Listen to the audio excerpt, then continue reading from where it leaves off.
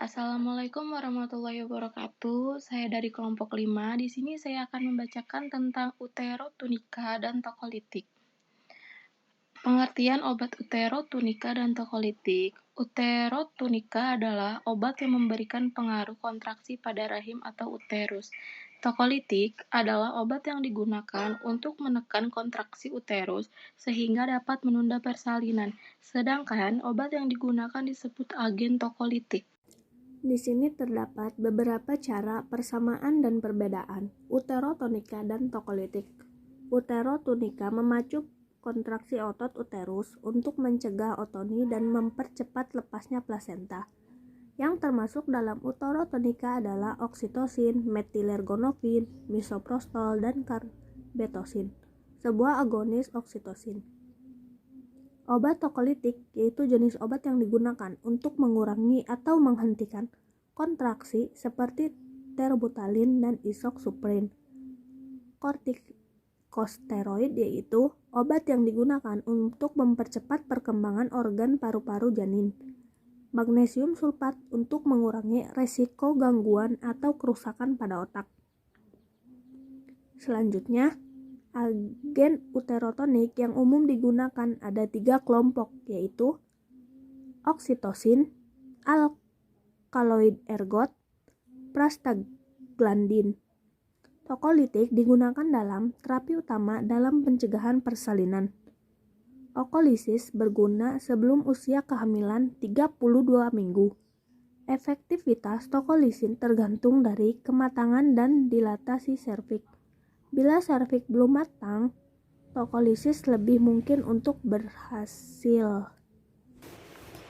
Selanjutnya, macam-macam obat-obat uterotonika dan tokolitik. Macam-macam obat uterotonika. Yang pertama, ergometrin merupakan preparat yang penting dalam pelaksanaan perdarahan akut postpartum atau perdarahan pasca abortus.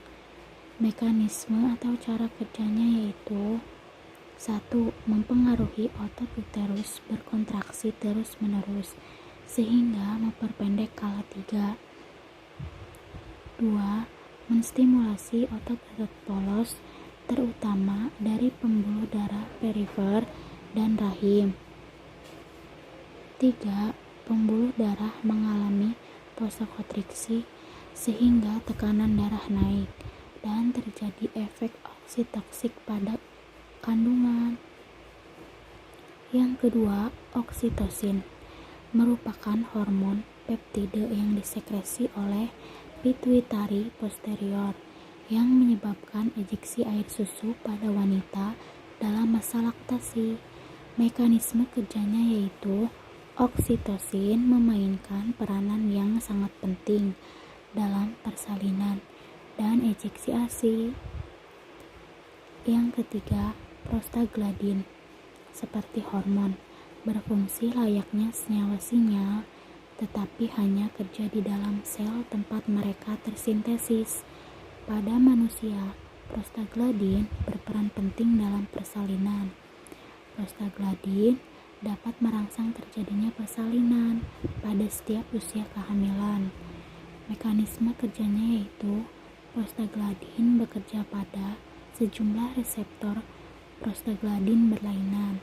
Substansi ini mempengaruhi banyak sistem dan menyebabkan berbagai efek samping. Macam-macam obat tokolitik. Yang pertama, agonis adalah golongan obat tokolitik yang secara struktur sama dengan katekolamin endogen, epinefrin, dan non-epinefrin. Mekanisme kerjanya yaitu obat ini bekerja dengan merangsang reseptor adrenergic pada uterus.